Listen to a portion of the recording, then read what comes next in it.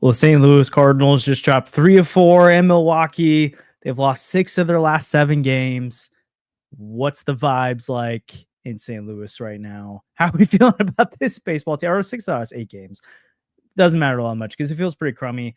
Are the Cardinals falling apart? We'll talk about that in this episode of Deal on the Cards. Well, Andrew, I was hoping that today we'd be able to talk about splitting a series in Milwaukee. And honestly, they played decent today. I thought they had a couple different chances to win the game.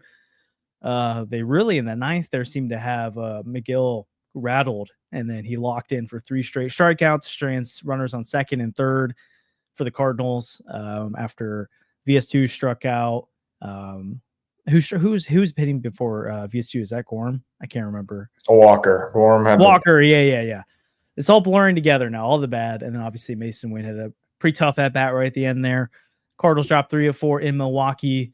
There's a lot we could dissect right now from today's individual performance, from the individual performances overall from the weekend. We can talk about roster construction. We can talk about the pitching regression. We can talk about the offense regression.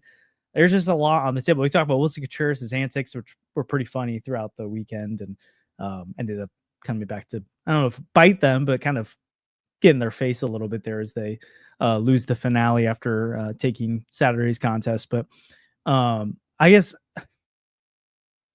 let's just start with the overall premise and then maybe give a one reasoning behind it. Do you think the Cardinals are falling apart? And if so, why?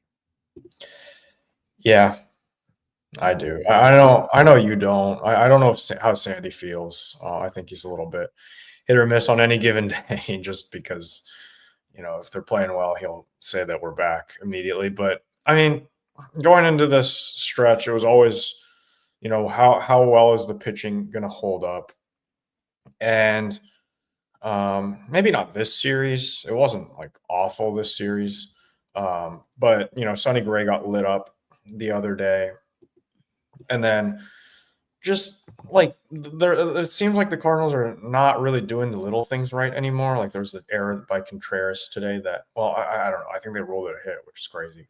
But that led to a run, which ended up being extremely important.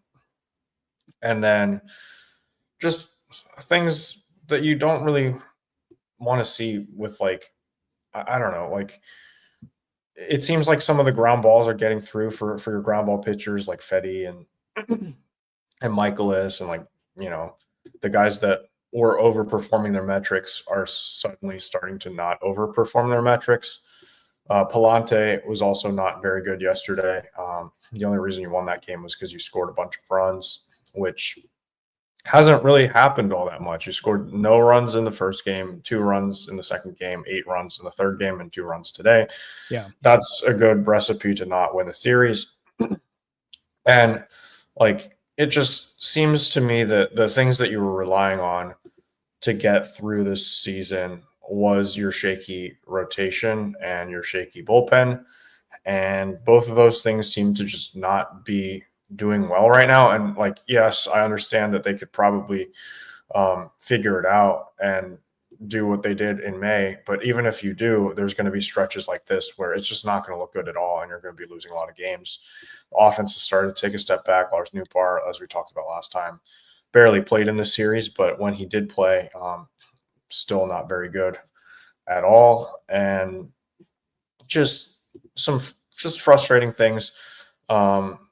The guys are taking steps back, right? When I think his OPS is nearing is closer to 600, or is closer to the 600s now than it is to 750. So that's not great. Burleson's still been fine, but Ivan Herrera, his OPS is, I think, dipped under 900. Arenado still doesn't look good. Scott has been really lost at the plate recently. And then, there's other bright spots that we can get into, but Donovan missing a lot of time was really bad for this team. He had a few hits today, which was really good to see, but you missed him for that stretch, and that really showed this team doesn't really have a lot of depth up and down the lineup. So I think, there's exciting players on this team, but you're missing a lot, I think, to being a true contender. And we're starting to see that. And I don't think this team really has that much more left, honestly. Whoa. See, I guess I would say yes, they've fallen apart over the last little stretch here, right? And there's nothing you can really like, nothing we can really point to that says otherwise, right? They went from playing like winning 70% of their games to dropping 8 or 7 of their last 9 games. Like, that's a terrible or 7 of the last 8 games. Yeah, that's a terrible stretch there. It just is. There's nothing you can say about it otherwise. And yeah, they're falling apart at the seams right now. I just don't think I'm not ready to make the leap that they're now not going to contend. They're a bad team and that they can't do it because they had a much longer sustained stretch of really good baseball that they put together. And so I'm not saying they're not. I'm just not ready to fully buy into that because I'm not going to be swayed by a week and a half sample size when I had over a month and a half to really tell me that this was not that team. Because I think it was like April 20th through basically the beginning of June that they were had one of the best records in all of baseball. They had a top 10 unit in all of baseball offensively. They had a top 10 ERA among their starters, and their bullpen was pretty middle of the pack. Now, if you look overall the season numbers, which is why I'll say like you're seeing the regression there, pretty much across the board offensively, like 11th in batting average, 16th in on-base percentage, like 18th in slugging percentage. All those things have fallen down from top 5 in baseball, top 10 in baseball, and then they're like 12th-ish range during their stretch, slugging percentage-wise. Like those are concerns because the offense is the thing that so far this year you could really rely on. The bullpen's now about middle of the pack, even with how bad it's felt recently. I think it's really felt more bad or worse because of Ryan Helsley's blown saves as of late. But the bullpen, for the most part, has actually been doing its job. The rotation has regressed to be bottom third in baseball, like top of the bottom third, which again is something that you kind of expected going into the year, but they were pitching a lot better than that earlier. And then I'd say actually the biggest concern of all is that the defense is kind of like that's especially with the kind of pitching staff you have. This is one of the reasons they were able to play so well is that not only were they not giving up runs to the opposing offense by making errors, but they were taking away runs from the opposing offenses. But then today you have a weird error from Wilson Contreras that ends up bringing the winning home run today.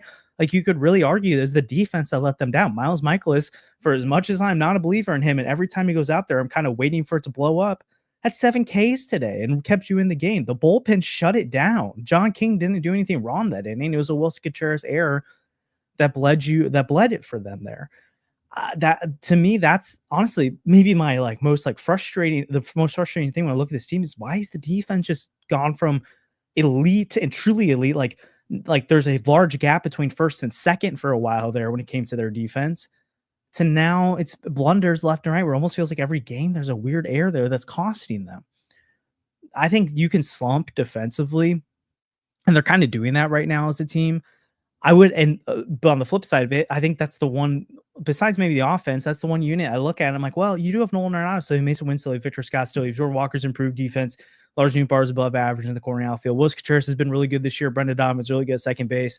When Pedro Paz is behind the plate, you've got one of the best defensive catchers in all baseball.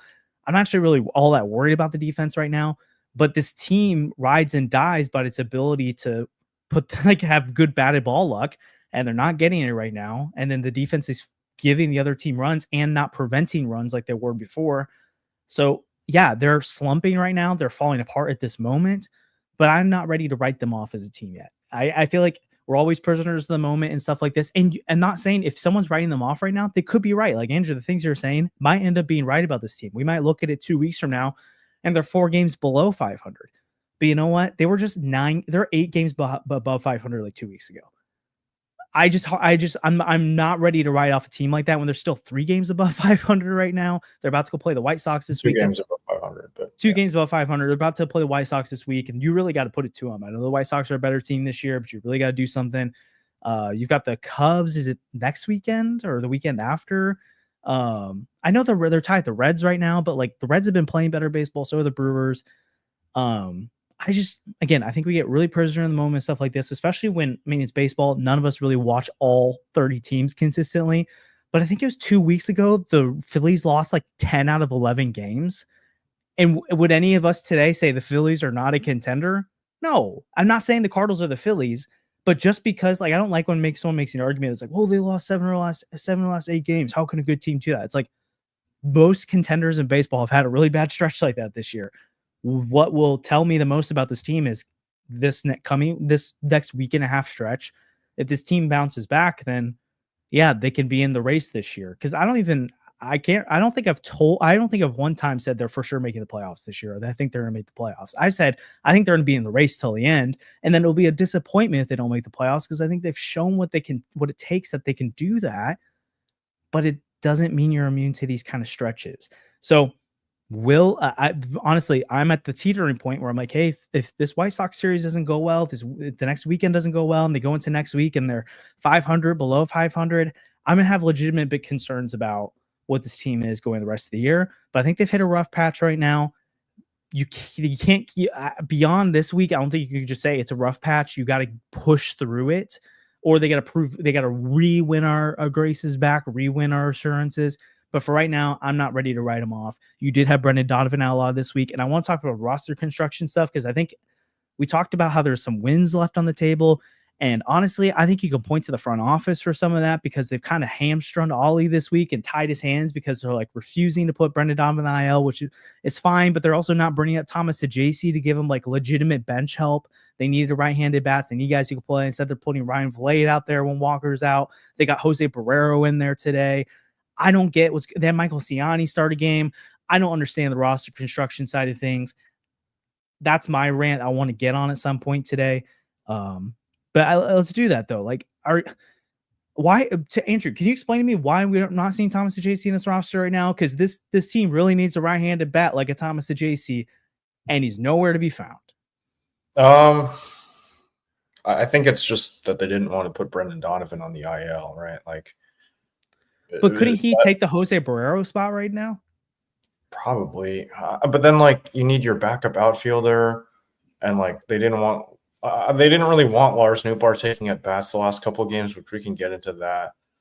Yeah, but that was even before that, right? Like they had Barrero and Vlade on the roster before Anciani, before they pulled the plug on New. Right. So like there were certain times where I think it could have been useful. I don't know. I really couldn't tell you why that was still happening. Don't they have to like push Barrero through waivers to send him to the minor leagues or something? Like I think that I saw that somewhere. I mean, they could, but like they barely use Barrero. They're not telling me any. I mean, I know you're not defending it. Like I'm just going back because they're not showing me. They don't trust Barrero. They clearly don't. They don't like doing things like that. They don't want to like lose an option. But like Barrero's terrible, man. Like I'm honestly like, I'm sorry, but he's not.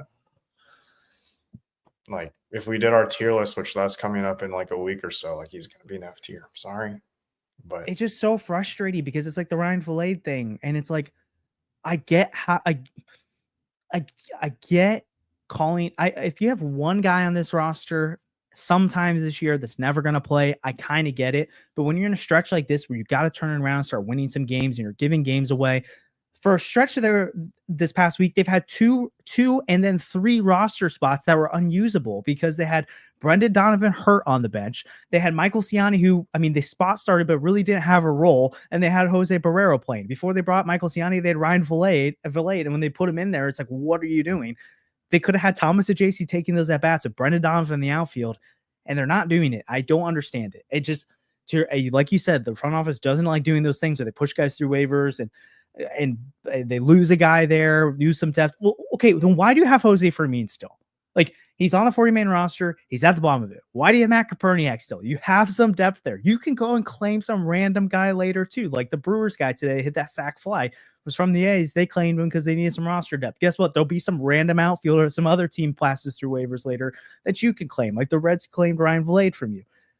I do not understand this whole, we can't have Thomas Sajacy on the roster because he needs to be playing every day in AAA. Okay, honestly, what % chance is Thomas Sajacy going to be an everyday player on this Cardinals team at 2026 or 2027? People pencil him in there, but when you actually write out all the players they have, he continuously comes up as the 10th, 11th, or 12th man, and I really like Thomas Sajacy. So I don't think it matters that he's playing every day in AAA right now when this team needs him in the lineup. they played against so many lefties during the stretch. I know some of that wasn't predictable, but it almost feels like to me, if they knew how many lefties they're going to play, they would have called up Thomas Ajacey. They didn't. Then they have some spot starts from lefties, some bullpen games. And then it's like, oh, shoot, we could have had Thomas Ajacey, but we didn't bring him up. We don't want to admit we're wrong. So we're not going to do it. We're just going to keep him down there. And then Jordan Walker keeps not coming back from his injury. And then Brendan Donovan goes down with injury. And it's like, okay, it's screaming, bring Thomas Ajacey up. And they're like, I don't know, maybe Michael Ciani. I don't know, maybe Jose Barrero could play today. I don't know, maybe we put a like medical device in Brendan Donovan's cleat so he could play through an injury because we don't want to bring up Thomas Ajacey, who's already been up this year and already produced. I do not understand this. I'm just so frustrated by it. I don't get it. Also, what is with needing to play these guys every single day? We've seen Lars Nootbaar start falling apart. Mason Wynn has back injuries, and I just feel like there's these times where it's just like clearly like he needs an off day, and you put in Jose Barrero. You look at your lineup against lefties right now, and you have mostly lefties in there, and you don't have the ability to hit left-handed pitching this year. All these things scream, hey, Thomas Ajacey would be really helpful right now, and they're like, I don't get it. Yeah. Sorry, I had to rant. Josh went off, and that's fine. We like to see that from time to time. Maybe that'll go on TikTok and you'll get 100K like Sandy one day. Is this my Ollie moment? Is this me like firing up the troops? Maybe. I don't know. It's frustrating, but honestly, like,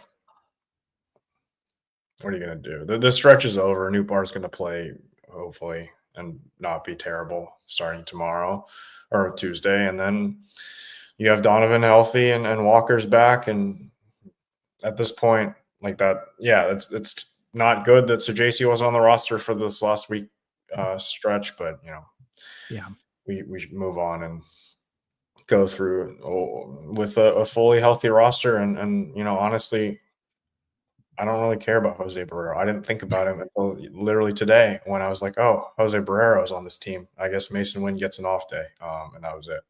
Yeah. So,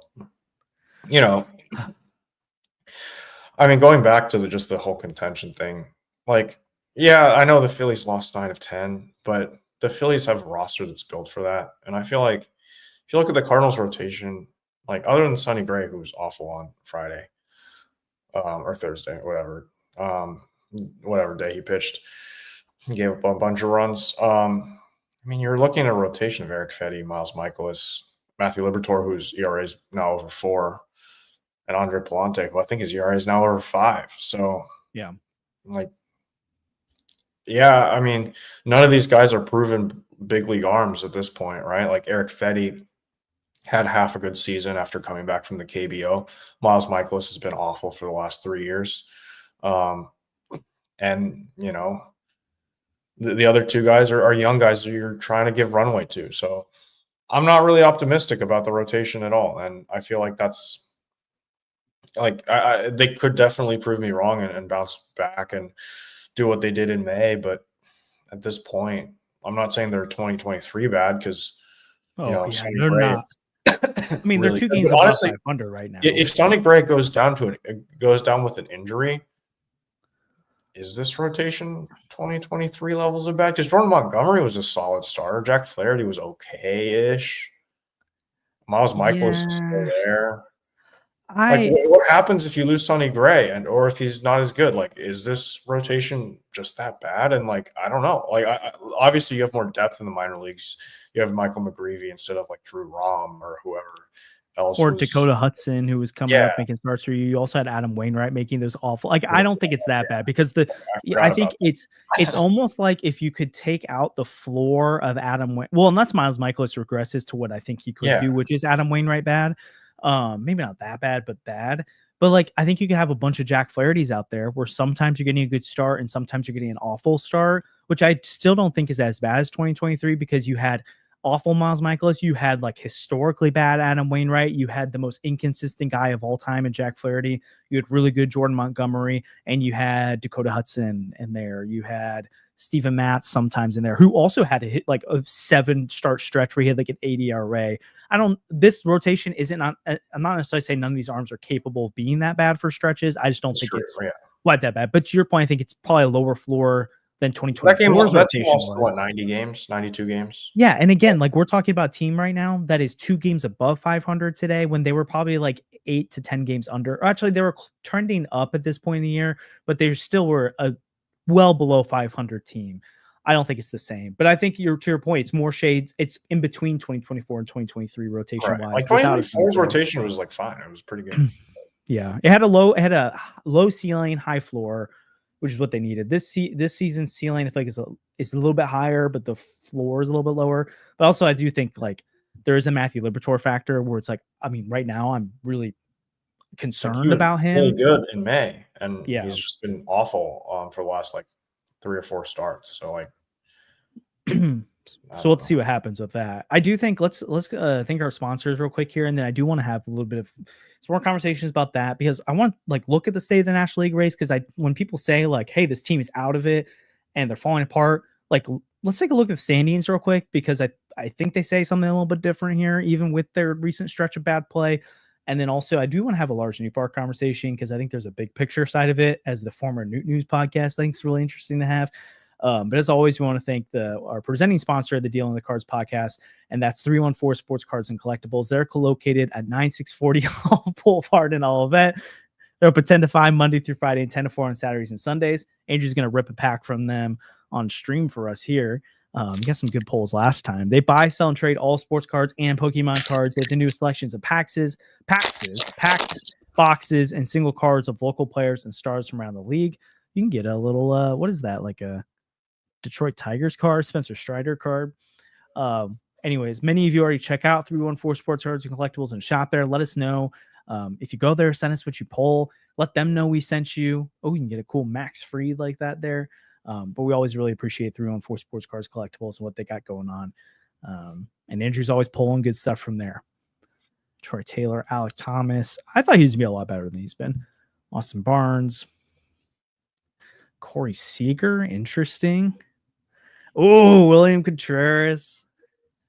What a timely poll that is. Yeah. We also want to let you know about one of our other sponsors, and that's Underdog Sports. The Deal on the Cards podcast is proud to be partnered with Underdog Sports, our favorite place to play fantasy games. You're now eligible to play in Illinois, Missouri, Indiana, and 37 other U.S. states. You got to check out Pick'em. It's so easy to play. You just pick 2 to 8 stats of your favorite players and choose whether they'll go higher or lower. You can win 20 times your money by going 5 for 5. If that sounds like fun, sign up with our promo code CARDS to claim your first free pick plus first-time deposit offer up to $1,000 in bonus cash. We can't wait to see your entries.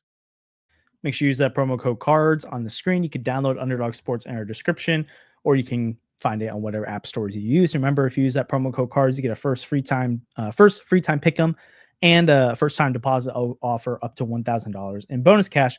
We can't wait to see your entries. Okay, real quick, just looking at the state of the National League right now. Obviously, I think what kind of lead do the Cubs have? I think it's 7 games now, which is great. 7. Yeah, it is 7 games now, so that's pretty tough. Honestly, the National League Central's ended up becoming a little bit stronger than I think people were anticipating this year. But actually, not. I think they definitely have, because I'm going to show you what the wild card standings are right now.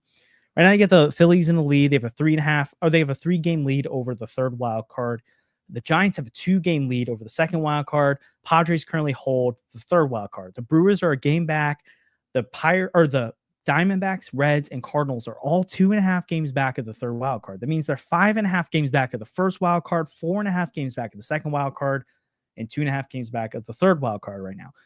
After that, behind the Cardinals are the Braves, who are 7.5 back and do not look like they're turning it around this season. The Nationals, who are 9 back, the Marlins, who are 10 back, Pittsburgh Pirates are 11 back, and the Rockies 25 back already. The Cardinals right now are at they're tied for the bottom of the race, of the wild card race, like the people who are actually in the race, and they're only 2.5 back. And this is their terrible stretch of baseball right now. They lost 7 of 8 games, and they're only 2.5 back of the wild card. I'm not here to tell you they're going to make the playoffs. I'm just here to tell you that I think it's really interesting to write them off right now, or to say they're for sure dead, and that like clearly they're dead. Clearly they're not a good team. Like, I don't know. What we've seen this year says they're in the race, and that's my whole point. I'm think I don't know. I think it's based less on the standings and the numbers there and more just like what I'm seeing on the field and the expected metrics and stuff like that, where it's like they're trending wrong at the wrong time. I don't know. Like they need to play like they did, like maybe not in May, but like close to that. And so But far, that was a 70%. They won 70%. no, of I'm their not games saying they in need that to win stretch. 70% of their games, but I'm saying they need to like play close to that. And so far, the other 2 months of baseball, they played April and June, haven't really been close to that at all, right? Like April, they were like kind of hovering around 500. June, it's just been terrible. And I mean, like maybe they sweep the White Sox and then the Padres get swept by the Dodgers and you're back in it. But also one of the teams that's ahead of you is probably going to take that spot first, right? So like before it was like, oh, it's the Cardinals and then the Giants and the Padres are right there. And now it's like, well, there's like 4 other teams that you're fighting with. But that's how it's been all season. It's just Oh the yeah, Cardinals were on top of that heap for a while, so it didn't really feel like that. But that was like it's literally the thing. I was think probably a couple episodes ago, or back when they were really strong. I was saying like honestly their biggest hindrance of being a playoff team this year is the fact that the National League's so strong that if the Cardinals have a stretch, which every baseball team has, a bad stretch, they will fall back quite a bit. And by quite a bit, they're 2.5 games back. Like that is quite a bit right now yeah. compared to where they were a week ago. So like even a pretty good stretch here, because we're talking about you're like, oh, I think it's fair. It's like, well, people aren't just talking about the record and standings, talking about how the team looks right now. Well, haven't the Reds have some really bad stretches this year? Haven't the I don't think the Reds Brewers had? either, honestly. But So, okay, so one of the teams ahead of them right now is a team you don't think is a contender. The Brewers have had terrible stretches this year. I think they're playing better, and I would think they would continue to play better, but they're a game and a half better than you right now. The Diamondbacks have had their series of injuries. They're playing better as of late, but I don't know if I feel great about them either. And then you look at the current wildcard teams, it's the Phillies and the Padres and the Giants. I feel good about the Phillies. I feel good about the Padres, even though they're 3-7 in the last 10. The one team I really don't like, I don't understand is this good right now. You see regression from is the Giants. Again, my whole thing, I'm not the people in the chat are like, oh, just like I really want them to be good. I'm just trying to make will into existence. I'm trying to make the argument that I think they could stay in the wild card race. I'm not saying they're a playoff team. I've refused to say that this team is a playoff team. I've said they're capable of making the playoffs, but I think they're a legitimate wild card contender. And I don't think this stretch has changed my opinion of it, other than the fact that it's like, yeah, you got to turn it around because this wild card race is too muddied with teams for you to have too much of a stretch like this. So that's my whole point. And then also something you said earlier, which I agree with, but I want to respond to is, yeah, the Cardinals aren't the Phillies. So like my point of that wasn't, well, the Phillies lost 10 out of 11, so like the Cardinals can too. It's the Phillies. Like I don't think anyone's changed their opinion of who the Phillies are by losing 10 of 11. So I don't Well, I think think we changed our opinion of who the Cardinals are when they played well. So now I think we have the right to change our opinion back when they start playing like the team we thought they were going to be at the start of the season. fair, but I'm asking, can we see a little bit more? Because we saw a month and a half, we saw from like April 20th to first week of June, them playing like one of the best teams in all baseball. And we've seen for about a week and a half that fall apart. I'm saying, can we see a little bit more before we totally jump on that bandwagon? I'm not saying the signs aren't trending that way. I've named a million reasons why they are trending that direction. I'm concerned. But would it be shocking if they sweep the White Sox this week? Would it be shocking if they win 2 of 3? Like, they kind of should sweep the White Sox. Yeah, Right? so I'm saying, and if you sweep the White Sox, you're 6 games above 5, or you're 5 games above 500. Like that's where I'm just like, why? Like I just don't think we need to jump ship every other week because it's like, well, they lost 3, so now they suck. Now they won 3, now they're good. It's like I took a while to say I bought into this team because I wanted to see it over a sustained stretch. I didn't want to see 1 week of baseball like, oh, I'm all in on this team. I saw a good amount of basically almost 2 months of baseball that was good baseball where I was like, okay, this team can be a contender, can be in the race, not even a playoff team in the race. I don't think 1.5 week of baseball should say it's out, but that's just my opinion on it. Yeah, I mean, like they beat the Dodgers. That's cool. I also saw a lot of chances in that series where the Dodgers could have won the series or swept the Cardinals, but that's true. Okay. True. So things went their way in that series, and then like the Blue Jay series was terrible, and then this series, for the most part, like I thought we were going to lose yesterday. Honestly, there were times where I was like, "Oh no, the bullpen is not going to hold this together." And then also Contreras hit that home run off Helsley, and I was like, "Okay, that does not reaffirm my confidence in Helsley or the bullpen, which is great. So even the one game that they have won this week was like, I mean, yeah, every That's once in fair. a while you're going to score 8 runs, but also you scored 8 runs like what, a couple times this week? Like you did it a couple times against the Blue Jays, and you lost both of those games because your pitching just didn't hold up. Yeah. And the Brewers offense isn't as good as the Blue Jays offense. So yeah, you held them barely. Like I think there was one swing where it like went to the warning track was the tying run was on. I was like, uh-oh, that's not good. But like I don't think like the Cardinals are like terrible. That's not what I'm trying to say. But I'm trying to say that like they needed a lot to earn the respect that we gave them earlier at the end of May. But they don't need a lot to like, convince me that they're not that team. And I don't think like Matthew Liberatore being an all-star caliber pitcher, I think was part of that equation. And that's not really there anymore. And when you go from having a couple of like mid to frontline starters in your rotation to having like one midline starter in your rotation and 4 back end rotations, whatever. Also, Joseph, I'm not a Dodgers fan, guys. Like, I don't think okay, whatever. Not once this series was I upset that the Cardinals were beating the Dodgers. Okay, like whatever. Anyway, no one was saying this when I was rooting for the Angels. Anyway, rooting for the Angels. You're rooting for the Dodgers? I'm just kidding. I'm just poking. So I think that's fair, but also again, I want to remind us, and something I even tried to say toward the end of when it was like they weren't winning games at 70% clip anymore, but they also were still playing well. I was trying to say, hey, like I'm interested to see how the fan base reacts when they aren't. It's one thing to like play okay and to be like a 500 team, and there's another thing to just be losing every single day, right? That's what they've been doing for the last. I understand that, but I'm also saying that every team has stretches like that. So I get they had a stretch early in there. They did that, but I'm saying stretches. Like there's very few teams that are immune to multiple stretches like that. They're going through another stretch like that, and it's not I don't think this is a long sustained stretch yet. Is it concerning, and has it been impactful in a negative way? For sure. But this isn't a month of baseball. It's even 2 weeks of baseball, 2.5 weeks of baseball. Tell me, okay, like this is actually trending the other direction. They played so darn well for a while that they were able to overcome a hole they dug themselves in and put themselves in a really good spot. I figured they would come back down to earth some. And even if they're going to be a contender, not be, again, winning games at a 70% clip, because they would be they'd be at the first wild card right now by this point, if not better. They'd be probably overtaking the Cubs if they continued that kind of record that they had. They're falling down. I just think, again, I don't want to jump ship yet and say they have fallen apart. They're falling apart. They're not going to contend this year because of a week and a half of baseball that was tough, especially literally like a week removed from taking 2 of 3 from the Dodgers. I understand the Dodgers could have won some of those games too, but like if the Cardinals lost 2 of 3 and I came on here saying, oh, well, the Cardinals had a chance to win some of those because they had 1 for 19th runner in scoring position, no one would want to hear it. Not a single person. So that's all right. I understand that we also think Ohtani and Betts and Freeman and guys like that are going to come through more often than Contreras and Ivan and Donovan, those guys.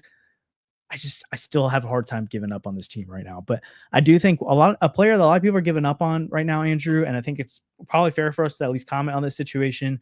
And I know it's Father's Day, so we'll probably try to keep this episode somewhat condensed this time, but is the Lars Nootbaar side of things, right? We talked about it a little bit last time, but he's just been quite awful for a while, even since the last time we recorded, continued to be awful, was removed from the leadoff spot, has not played this weekend. He pinch ran in the 9th inning. He's going to get back in the lineup on Tuesday, supposedly. I don't know if he'll be leadoff at that point. It kind of seems like he's going to fall off a little bit here and move down in the order. What's your concern level of Lars Nootbaar overall? And then I do think it's interesting, and maybe this is a continuation of time for us, but like this is a year about figuring out who your core is. And Lars Nootbaar has stayed healthy this year, but he has tapered off in a real way. This is his worst full season. He's on pace for his worst full season of his career right now. I guess, what's your concern level of Lars Nootbaar right now? And do you think he's playing himself out of the Cardinals core right now?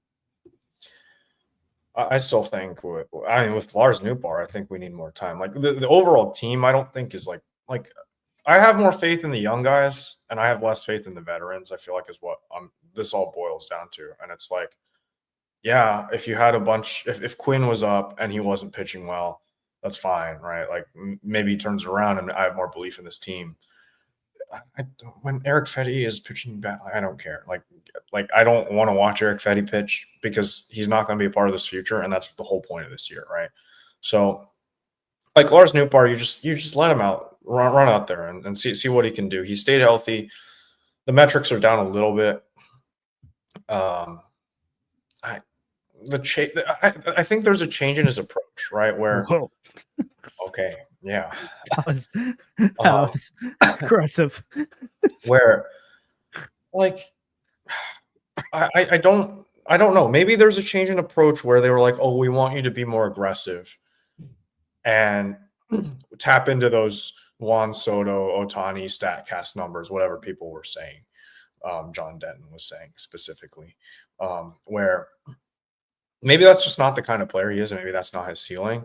And if he goes back to his old approach of maybe just be a little bit more passive, and he's just like a 750 OPS guy, that's fine. Honestly, that's a player you build around. I don't know what's happened with him. He said he's pressing a little bit. There's something mental going on there because his eye is better than that. He's swinging it like he's not taking Lars Nootbaar-esque at bats right now. It seems to be something with the approach and not something like where his swing is off or something. He's just chasing pitches that he normally doesn't swing at. And I don't know if that's like, that seems fixable to me. Maybe I'm wrong, but that seems fixable. And if he goes back into that approach going forward and he's more passive and we're not looking at when he does put the ball in play, he hits it really hard. It's like maybe his pitch selection is not like maybe when he like has it in his mind to be more aggressive that he wants to swing at everything and that selection is just not there and you just need that passivity and that's fine, right? Like honestly, yeah. I'm okay with that. That seems to me like the optimistic side of it. And honestly, it's not really been long enough where I'm that worried about it. I wouldn't lead him off, but also I don't really know who else you would lead off, like Donovan probably, but then who bats third? Do you move guys up in the order? How do you do the lefty-righty matchup so you don't give the other team a lane to just throw a lefty and neutralize your lineup like that? There's a lot of things. That's Ollie's job. That's not really my job to do. I trust Ollie to do that, unlike pretty much everybody else, but that's okay. And yeah, I mean, I think Lars Nootbaar, it's bad right now, but I think there's been a change in the approach. That's what I'm seeing at least. So maybe you just have to go back to what you were doing before and you'll be okay. Yeah, I think it's a really good point about Nootbaar where, again, to your point, one of the things he's struggling with the most right now is chasing out of the zone. Last week of baseball, he struck out at over 50% clip, which is insanely bad. Like, that's horrible. But the one thing we know about Lars Nootbaar is this dude doesn't chase. Like, it's not like a 20 game sample size we're talking about here. It's his career is he's one of the best strike zone managers in all baseball. So I think to your point, if they do have him being more aggressive, like to tap into that profile, maybe you're right. It's a sign where it's like, yeah, the underlying numbers, StatCast metrics say this dude can hit the baseball like Otani and these other guys. But there's a reason he's not Otani and these other guys, which I don't think. Neither of us, no one on this podcast has ever said he is Shohei Otani, or like there are other people who've made that comparison, and we have tried to point out to people that he has some really good underlying metrics that, coupled with the fact that he's been here, I'm gonna read out some of the things. He's been 23% above league average in 2022, 18% above league average in 2023, 14% above league average in 2024. When people call him a fourth outfielder or that he's never been good, and you're 10, 18, 14, 18, and 23% better than the league average hitter, how are you that much better than an average player, but you're telling me they're a bad player or not a starting player? That's the point. That's where I get frustrated with people, is when they try to be like, well, Lars Nootbaar's never been good. It's like, that's just objectively not true.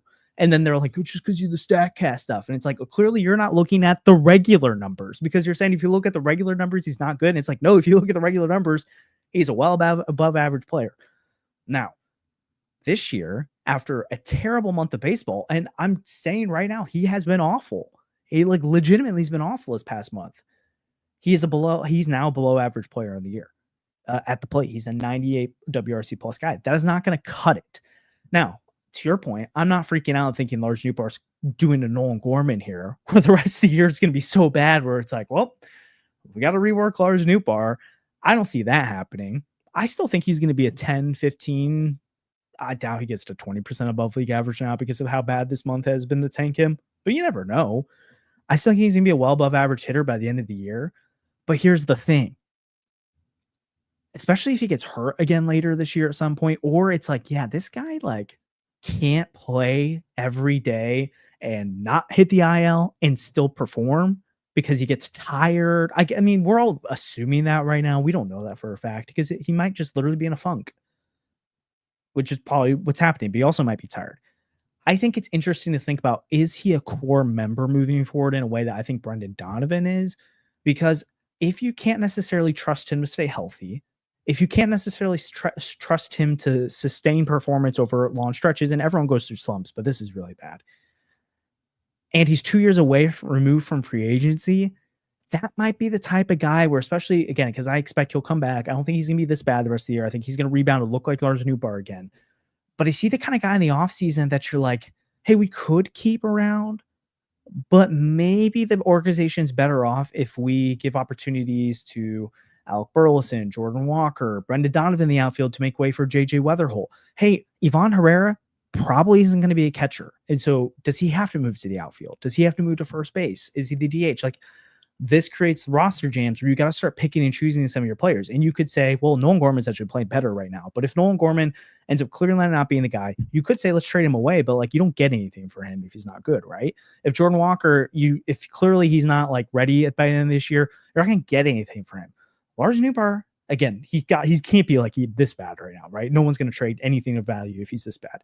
But if he gets that back to how he's been, that's a guy that's a valuable trade piece. And I think it's an interesting thing to think in the way that I thought Lars Nootbaar was going to establish himself as one of these guys you build around, where he's not one of the young guys, but he's also not a veteran. I think you can extend him or keep him around. But I was way more on the extend Brendan Donovan camp than it was Lars Nootbaar.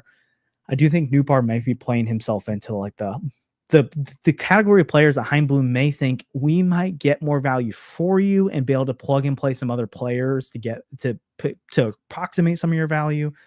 But to your point, I've never thought Lars Nootbaar is a bad player. I have thought he has a higher ceiling than he's shown, especially this year. It's been bad. But for his career, he's a 13% above league average player with how bad this year has been. He's a below average player this year, and he's still 13% above league average in his career. Tells me someone's a pretty good player. So I'm not gonna like respond to the dumb comments that say he's a fourth outfielder, he's never been any good, all that kind of stuff, because it's just not true. Now, did myself and other people maybe be wrong on Lars Nootbaar saying, hey, look at all these advanced metrics, he could be a 30% above league average player if he puts it all together? Yeah, possibly. Maybe, to your point, Andrew, I think it's a great point that maybe it's like when he plays within his specific play style that kind of restricts the payoff of some of those things. He can be a good player, but not a great player. And he really can't become a great player because then the things that actually make him good, he ends up stop doing well. And he's trying to do something he's not to maximize the profile. He's just not that kind of player. I think it's a really good point. But if that's true, then is he a player you give a second contract or first, like a free agent contract to? Do you give him big money? He might not be. And so that's where I think I don't think he's playing himself out in as like the Nolan Gorman of last year, but he might not be a guy they want to give big money to when you've got to give money to some other guys and figure out a way to build this team. Because if they don't bring in any outside talent for the next few years, I don't think any of us think this is a World Series team, right? Like, they're going to have to use free agency and trades to bring in some stuff. So they got to use value to go get that value. Maybe Lars Nootbaar is one of those guys. Can I run my victory laps now? I don't even think on what? Pre-show. I'm interested. We didn't even talk about this pre-show, but I think the Nolan Gorman haters are really quiet right now. Honestly, that is a go for it, because I think it's hilarious how people are not like all the Gorman's never played. They're not talking anymore. I never gave up on Nolan Gorman, and that's all. You're right. And there's people who watch this podcast all the time that like leave comments every week when I talk about Gorman, and I haven't seen them. I haven't seen them leave those comments recently, and that's been cool. Nolan Gorman right now has a 724 OPS, and that's after being awful for like the first 2 months of the season. Tell me that's higher. He has a higher OPS than Mason Wynn, Nolan Arenado, Lars Nootbaar, and Victor Scott. And people were saying that all these guys, well, maybe not Arenado, but they were saying that all these guys should be playing over Nolan Gorman. And I don't know if this will stick, but his approach seems to be better. He laid down a nice bunt today. The power numbers have been there as of late. He seems to happen in big spots too. He had a game-tying home run against Toronto. Had a big homer the other day against the Brewers. Neither of those ended up mattering because our pitching is bad. But he's been getting it done, and he needs to be playing.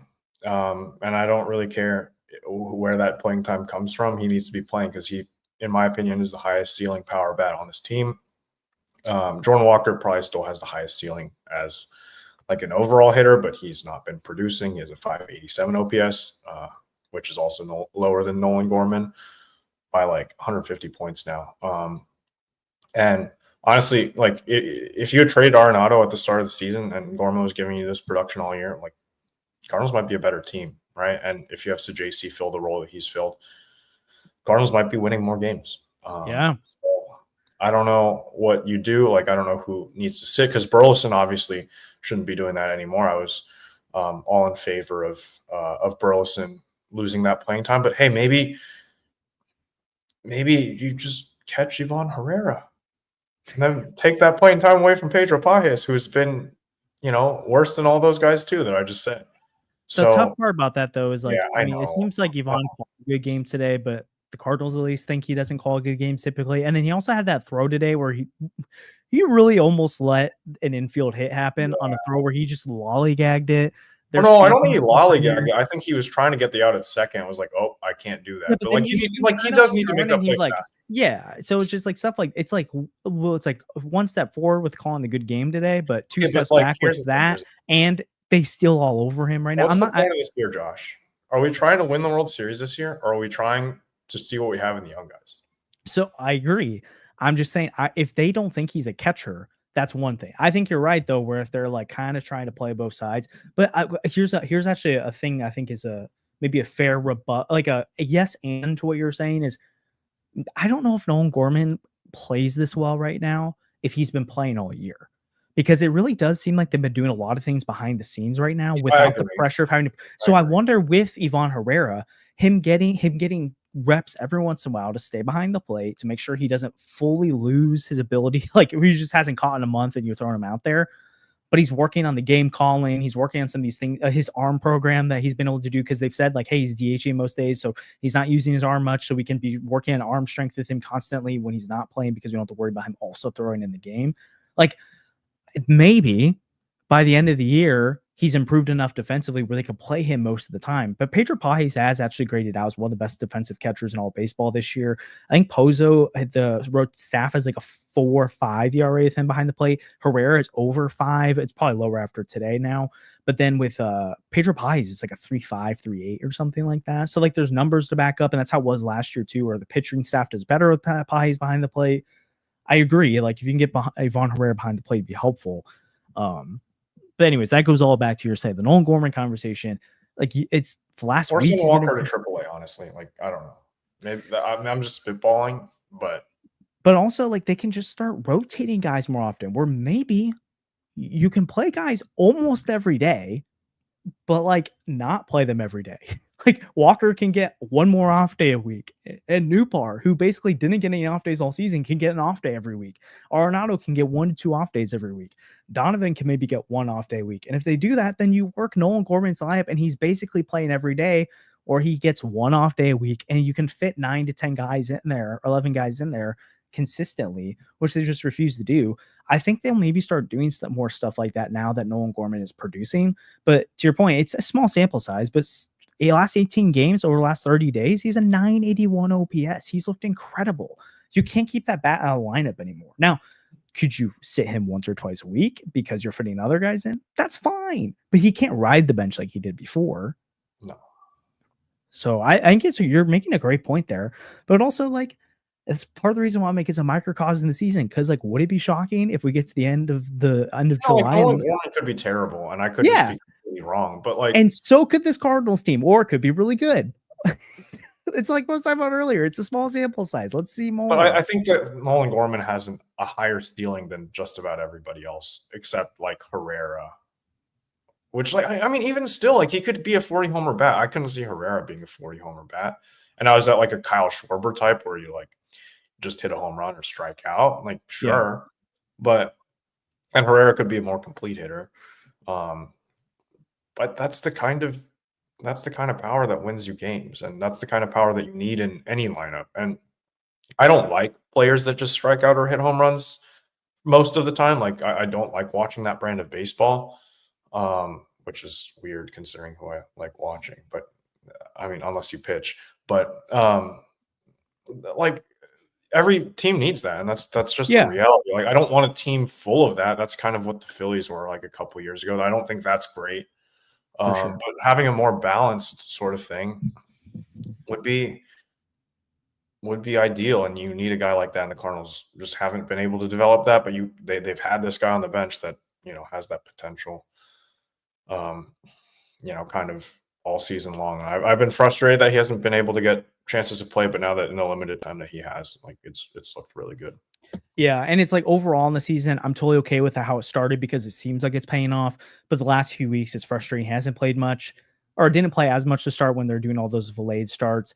But now they're playing him, and I would say if they continue to play him, I've got no gripes. Especially if he's playing well. But if they fade his playing time off while he's playing well, that'll be frustrating. Well, I just want to say thanks to Snipes here for the donation there. We really appreciate it. Like and subscribe with the podcast. If you're listening out, really helps the channel. Donations help as well, or the super chats, but we never expect them, so we always are really appreciative of them. Bill Twitch Jr. salivated the idea we could sign Kyle Hendricks this offseason. I've joked before that teams should just go out and sign Kyle Hendricks whenever they go to face the Cardinals, and then they just have a guaranteed win every series. But he shouldn't be in a regular rotation right now, though. I gotta hop off in just a second here, but I think to your point, like Nolan Gorman doesn't have to be a star, right? Like, but you do need different kinds of profiles in your lineup. You can't just have a bunch of guys that get base hits but can't get the extra base hit. You need guys who can put the ball over the fence. It'd be really huge for Gorman to be that. It'd be huge if Walker can develop into something like that. If Herrera's back, can continue to have that power, which again, he's been really clutch too, which I think is one of the fun things about Ivan Herrera is that he seems to turn it on late in games. But again, we'll see. JJ Weatherholt, I think that'd be a fun guy to keep talking about soon because he's literally tearing the cover off the ball in AA. Would not be surprised if he's in AAA here soon. And when you get to AAA, you are a step away from the major leagues. And that's another thing that's going to make this roster. No, I'm not. I got into some Twitter conversation with Mac over on there who has good stuff out there. And I was just going back and forth a little bit about like, let's not rush JJ Weatherholt. But one thing I think is interesting is that, again, I think opening day next year is the earliest I think we'll see him, but I think there's a chance you see him at the end of the year if he's this good. But my point is like JJ Weatherholt's going to make this conversation interesting soon too, where it's like that's another guy. Like when JJ is up, he's going to have to play every day, and by every day, like I think you can give him off days every once in a while. Cardinals, everyday players can have off days sometimes, but once he gets there, like whoa, like you got Burleson, Gorman, JJ, Nolan, Newt, Donnie, Wynn. Like you've got a lot of guys to feed playing time too. They're going to have to commit to some of them at some point. But anyways, we appreciate the support as always. Big series against the White Sox this week. Didn't think I have to say that going into it, but they really need to turn things around. We should appreciate the support as always. Like and subscribe, helps channel a ton. Happy Father's Day to all of you out there. Hope you had a great day with your dads. See you guys soon. Thanks, Mason.